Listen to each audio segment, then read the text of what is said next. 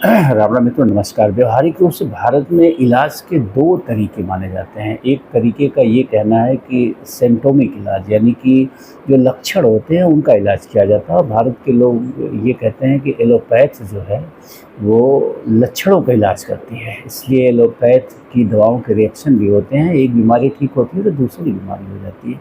ये व्यवहारिक रूप से, मैं सैद्धांतिक रूप से इस बात से सहमत नहीं हूँ। तमाम बीमारियां हैं जो ऑपरेशन वगैरह करके पूरी तरह से ख़त्म की जाती हैं, और होम्योपैथ आयुर्वेद के बारे में कहा जाता है कि ये लक्षणों पे नहीं बल्कि जड़ से इलाज करते हैं। किसी बीमारी को समूल नाश करते हैं, जड़ से नाश करते हैं। तो भारत में जो सामाजिक समस्याएं चल रही हैं, इनका क्या इलाज हो सकता है? इनका जो इलाज हो रहा है, आप देखेंगे आज सुप्रीम कोर्ट को आप देखिए, नेताओं को देखिए, संसद में बनने वाले कानून को देखिए, तो जो भी समस्याएं हमारे समाज में है उनका सिम्प्टोमिक इलाज, यानी एलोपैथ की तरह लक्षणों का सिर्फ इलाज किया जा रहा है, और जड़ से जो इलाज है उस पर कोई नहीं चर्चा कर रहा है। जड़ से जो इलाज है उस पर कोई नहीं चर्चा कर रहा। मैं एक तुलनात्मक अध्ययन करता हूँ कि चाइना ने अपने समाज में व्याप्त समस्याओं का जड़ से इलाज किया, और वो आज हमसे 2 साल बाद आज़ाद हुआ है। हम 1947 में आज़ाद हो गए, और चीन जो है 1949 में आज़ाद हुआ। और वो आज कहाँ है, हम आज कहाँ हैं। वहाँ की इकोनॉमी इस समय जो है 14.34 ट्रिलियन है, हमारी इकोनॉमी मात्र 2.88 ट्रिलियन है। जनसंख्या के लिहाज से देखा जाए तो लगभग हम बराबर हैं, या यूँ कहें कि इस समय हम चाइना से आगे निकल गए हैं। प्रति व्यक्ति आय में कहीं हमारा कंपैरिजन नहीं है। 1961 का जो युद्ध हुआ था, 1962 का जो युद्ध हुआ था, उस समय चाइना की इकोनॉमी हमसे मात्र 12% ज़्यादा थी। आखिर क्या हुआ कि चाइना इतना आगे निकल गया और हम इतने पीछे रह गए? उसका कारण यही है। आज आप देखिए धर्म के नाम पे भारत एक गृह युद्ध के मुहाने पे खड़ा है, और आप चलन देखिए, बातचीत देखिए, डायलॉग देखिए, आरोप प्रत्यारोप देखिए नेताओं का, सुप्रीम कोर्ट का इवन देखिए, वो आर्टिकल 25 और 26 को बचाने में लगा हुआ है। माय गुडनेस, आर्टिकल 25 और 26 में बार बार कहता हूँ कि यही वो जड़ है जहाँ से ये बीमारी पनप के देश को यहाँ लेके गई है, और हम आज 2.88 ट्रिलियन इकोनॉमी पे रह गए हैं। भूखमरी के शिकार 80 करोड़ लोगों को सरकार को राशन देना पड़ रहा है, ये मान के कि इनको राशन नहीं दिया जाएगा तो ये भूखमरी के शिकार हो जाएंगे। माय गुडनेस, हमें भी जड़ से इलाज करना पड़ेगा। चाइना में भी धर्म के नाम पे आज़ादी है। मैं नहीं कह रहा हूँ कि धर्म के नाम पे आज़ादी नहीं होनी चाहिए, लेकिन धर्म की आज़ादी सीमित होनी चाहिए। धर्म व्यक्तिगत विषय है, धर्म आध्यात्मिक तत्व है। ये जो भारत में धर्म पनपे हैं, ये असल में संगठित धर्म है, ये धर्म है ही नहीं। ये तो राजनीतिक पार्टियां हैं। जितने भी धार्मिक लोगों को आप देखिए, ये सब के सब दे आर पॉलिटिशियन। ये धर्म का इस्तेमाल कर रहे हैं, धर्म को हथियार की तरह इस्तेमाल कर रहे हैं। अन्यथा धर्म तो मोक्ष प्राप्त करने का रास्ता है, धर्म नेता बनने का, ठेकेदार बनने का रास्ता तो नहीं है। इसलिए धर्म तो व्यक्तिगत विषय होना चाहिए। धर्म तो आपके घर में होना चाहिए, आपकी पूजा पद्धति आपके घर में होनी चाहिए, न कि सड़कों पे होनी चाहिए, न कि राजनीतिक दल की तरह इसका व्यवहार होना चाहिए। लेकिन भारत में उस आर्टिकल 25, 26 में मिली आज़ादी के चलते ये जो है राजनीतिक दल बन गए, संगठित दुकानदारी कर रहे हैं पूरे देश में, और देश को इस हालात में पहुंचा दिए है कि आज नहीं तो कल गृह युद्ध तो होना है। इसको टाल नहीं सकते आप। ये हमारी आपकी जो लापरवाही रही है, हमने जो धर्म जाति के नाम पे नेताओं को प्रश्रय दिया, वोट किया, उन्हें जिताया है, उन्हें संसद में पहुंचाया है, उसकी कीमत तो हमें और आपको भी चुकानी ही पड़ेगी। इन्होंने जो बीज बोए हैं वो फसल तैयार है तो कटेगी ही कटेगी। पश्चिम बंगाल में जो हो रहा है,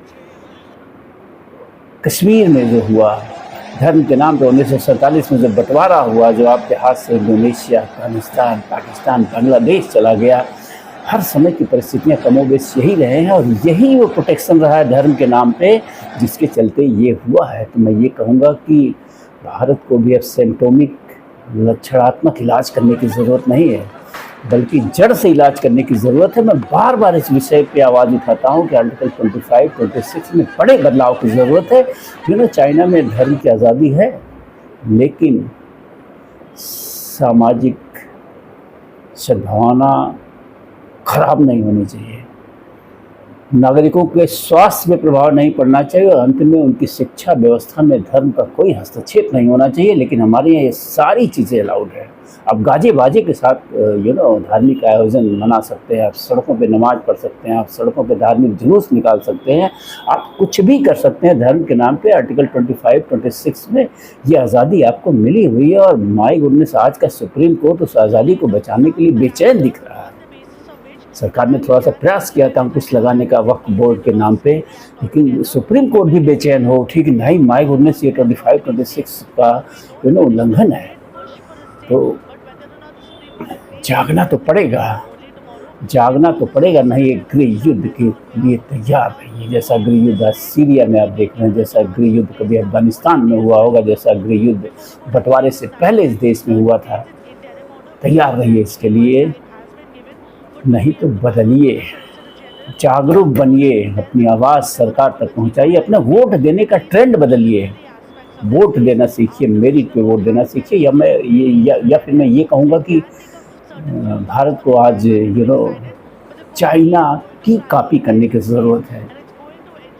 हर दृष्टिकोण से मैं कह रहा हूँ, राजनीतिक व्यवस्था से लेके धार्मिक व्यवस्था से लेके सामाजिक व्यवस्था से लेके शैक्षणिक व्यवस्था तक हमें चाइना की कॉपी करने की ज़रूरत है। आज हमसे वो 5 गुना आगे निकल गया। My goodness, how think of it, हमसे 2 साल बाद आज़ाद हुआ और हमसे 5 गुना आगे है, 5 गुना आगे। दुनिया को चैलेंज कर रहा है, दुनिया का अमेरिका को चैलेंज कर रहा है। सर्वशक्तिमान देश बनने की राह पे खड़ा है चाइना, और हम उसके 2 साल पहले आज़ाद होके बर्बाद होने के कगार पे खड़े हैं, नष्ट होने के कगार पे खड़े हैं, एक गृह युद्ध के कगार पे खड़े हैं। इसके बाद शेष कुछ नहीं बचेगा। अफगानिस्तान को आप देख सकते हैं एज एग्जाम्पल, ठीक वैसा ही सामाजिक, राजनीतिक, धार्मिक स्ट्रक्चर मिलेगा आपको देश का, अगर हम अभी नहीं संभले। तो मैं अपील करूंगा देश के नेताओं से, देश के नागरिकों से, सबसे, कि हमें जड़ से इलाज करने की ज़रूरत है, हमें चाइना से सीख लेने की ज़रूरत है और सख्ती से निपटने की ज़रूरत है। पश्चिम बंगाल में जो हो रहा है, आप उसे देख के क्या कहेंगे उसे देख के आप देखिए, राजनीति आप कत्लेआम हो रहा है, लेकिन केंद्र सरकार भी चुपचाप बैठी हुई है और राष्ट्रपति शासन नहीं लगा रही है। शायद वो इंतज़ार कर रही कि स्थितियाँ और ख़राब हों, 1000, 2000, 4000 लोग मारे जाएं ताकि हिंदुओं में आक्रोश फैले और उसका वोट बैंक बढ़ जाए, बस यही है, इससे ज़्यादा कुछ नहीं है।